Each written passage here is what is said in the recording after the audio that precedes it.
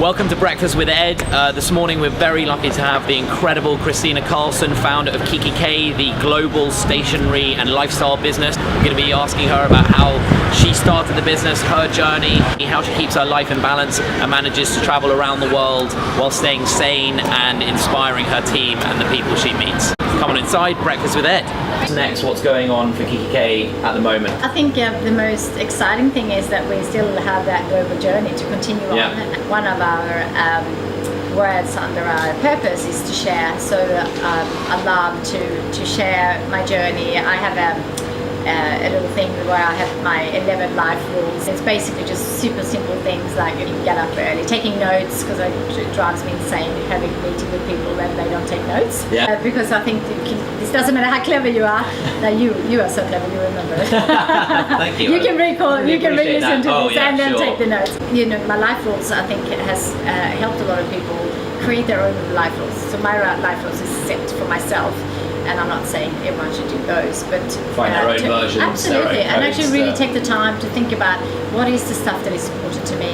I love that we as business are able to create products that can facilitate people around the world to live their best life. It's amazing. And what's cool is that you're also creating tools for that. Because it's really easy to say, hey, you should do this, but actually it's, well, what do I need in terms of actual physical things to help? So we do workshops in the stores that are about setting goals, about being more mindful.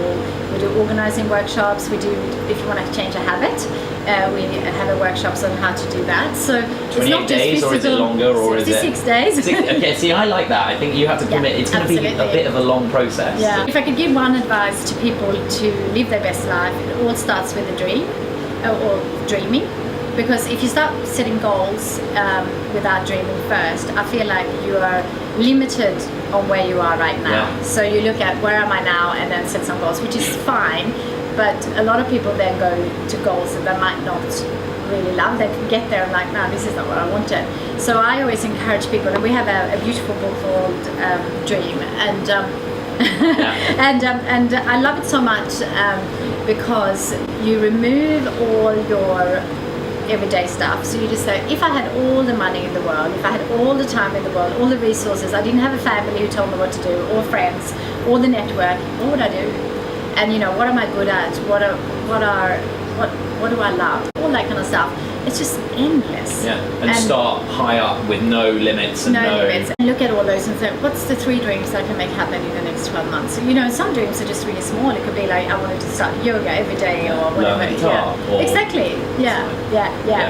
But I wanted to ask you, what would you recommend if I want to live my best life? What juice should I drink, or shake? I mean, to me, I think green juices are great. It's a quick way to get good stuff into your body. I think food takes a weird priority in our lives in a funny way. I think we sort of become a bit crazy about food and eating, you know, being too worried about what we are eating or not meant to be eating. And I think in the end, it's like you said, it's all about balance. You have this philosophy where you have kind of the middle bit where everyone lives their life on a day-to-day is your career, your relationships, your financial stability, all of these things that are very material and are important in living a good life.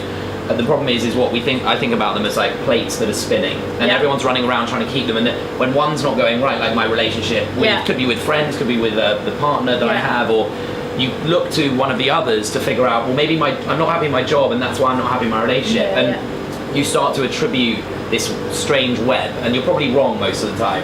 And actually what you need to do at that point when anything's going wrong is step down to the more basic things. And for me, that's like, we call them the elemental like factors of a quality life. And so it's sleep, which I think is more important than anything else. Like nutrition, just be eating reasonably the right amount of things. Exercise, everyone needs it. Like you can argue with it, but humans, the species needs to exercise. Mental space, and then the weird one, and I think it's so interesting because what you've done is life admin is like a modern day equivalent of air. You have this little like thing on your shoulder that, oh my god, I've got to do my taxes, or I've got to write that list, or I know we've run out of loo paper at home, or whatever those things are.